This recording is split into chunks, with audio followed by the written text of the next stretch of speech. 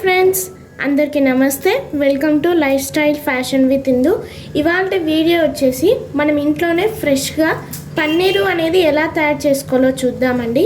So మనము పన్నీర్ అనేది బయట తెచ్చుకుంటూ ఉంటాము, అది ఎలా తయారు చేయాలో మనకు కూడా తెలియదు కదా. సో ఈ విధంగా ఈ వీడియోలో చూపిస్తాను. చాలా సింపుల్గా మనము ఇంట్లోనే పన్నీర్ని తయారు చేసుకోవచ్చు అన్నమాట. సో ముందుగా అయితే మనం స్టవ్ ఆన్ చేసుకొని అందులో పాలు ఒక బౌల్లో పోసుకొని ఈ విధంగా హీట్ చేసుకోవాలండి. మనము బయట పన్నీర్ని ఎలా కొనుక్కుంటామో ఆ విధంగానే అదే టేస్టే ఉంటుందన్నమాట. సో ఈజీగా చేసుకోవచ్చు పన్నీర్ని అయితే. పాలు అనేది ప్యాస్చరైజ్డ్ ఫుల్ క్రీమ్ మిల్క్ అనేది తీసుకోవాలండి. ఫుల్ క్రీమ్ ఉన్న పాలని తీసుకోవాలి, అప్పుడే అన్నమాట మనకు పన్నీర్ అనేది బాగా వస్తుంది. నేను వచ్చేసి 1/2 లీటర్ పాలు అనేది తీసుకున్నానండి. ఫుల్ క్రీమ్ పాలు అంటే ఏం లేదండి, మీగడ పాలు అన్నమాట. పాల మీద మీగడ ఉంటుంది కదా, ఆ పాలని తీసుకోవాలి. సో ఇప్పుడు మనం ఒకసారి పాలను కలుపుకుందాము. చూడండి, పాల మీద మీగడ ఉంది కదా, కనిపిస్తుంది కదా. సో కలుపుకుందాము ఈ విధంగా.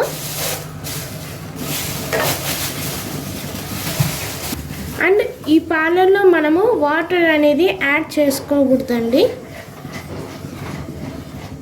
ఇప్పుడు మనము వెనిగర్ని ఈ స్పూన్తో 2 స్పూన్లు యాడ్ చేసుకోవాలండి. ఒకసారి కలిపేసుకొని యాడ్ చేసుకుందాము. చూడండి, పాలు అనేటివి చాలా క్రీమీగా తయారవుతున్నాయి కదా.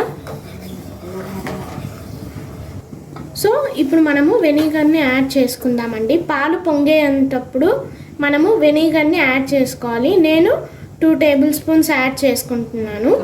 వెనిగర్ లేకుంటే మీ ఇంట్లో నిమ్మకాయ రసంనైనా యూజ్ చేయొచ్చు. వెనిగరే అనేం లేదండి, నిమ్మకాయ రసం అయినా యూజ్ చేయొచ్చు అన్నమాట. సో నిమ్మకాయ వచ్చేసి ఒక నిమ్మకాయ యూజ్ చేయండి చాలు. సో ఇప్పుడు కలుపుకుందాము. ఇప్పుడు పాలు అనేటివి విరిగిపోతాయి అన్నమాట. ఇలా కలుపుకుంటూ ఉండాలి. చూడండి, గడ్డలు గడ్డలు లాగా కనిపిస్తుంది కదా మీకు. మనం దీనిని ఇలాగా కలుపుకుంటూ ఉండాలి. మీకు గడ్డలు చూపిస్తాను. చూడండి ఫ్రెండ్స్, గడ్డలు అనేది కనిపిస్తుంది కదా.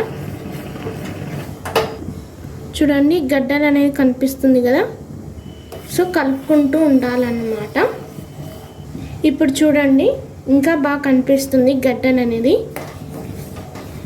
సో కొంచెం ఎక్కువనే పోసుకోండి వెనిగర్. నిమ్మకాయ రసమైనా కొంచెం ఎక్కువనే పోసుకోండి. మీకు పోస్తేనే తెలుస్తుంది అన్నమాట విరిగిపోయిందా లేదా అనేది. చూడండి, ఇప్పుడు నేను కొంచెం ఎక్కువ పోసాను. సో గడ్డల్లాగా మారింది కదా, చూడండి. సో ఇప్పుడు మనం స్టవ్ ఆఫ్ చేసేసుకుందాము. ఒకసారి కలుపుకుందాము. చూడండి ఎంత గడ్డలు గడ్డలుగా మారిపోయిందో. పాలు అనేటివి గడ్డలు గడ్డలుగా మారాయి, చూస్తున్నారు కదా ఫ్రెండ్స్. ఇప్పుడు మనం ఒక బౌల్ తీసుకొని ఇలాగా గంజిబట్ట మీద పోసుకోవాలి.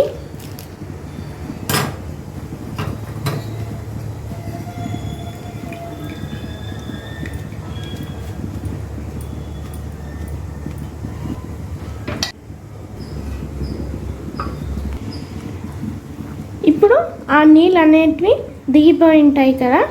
ఇప్పుడు మనం పన్నీర్ని ఈ విధంగా స్ప్రెడ్ చేసుకోవాలి. ఇంకా ఏమైనా వాటర్ ఉంటే దిగిపోతుంది. చూడండి ఫ్రెండ్స్, మళ్ళీ ఒకసారి ఈ విధంగా మూసి పెట్టేసుకుందాము.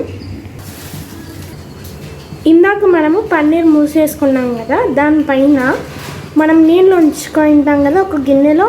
ఆ గిన్నెని ఒక ప్లేట్ మీద గిన్నె పెట్టాలి. సో మనం ఎందుకు అలా పెట్టాలి అంటే పన్నీర్ అవ్వాలి కాబట్టి. అలా బరువు పెడితేనే మొత్తం అనేది కలిసిపోతుంది, అలాగే గట్టిగా అనేది తయారవుతుంది అన్నమాట. గట్టిగా పన్నీర్ అనేది తయారవుతుంది. సో ఎక్కువ బరువు పెట్టడం వల్ల పన్నీర్ అనేది స్క్రబ్బీగా అయిపోతుంది.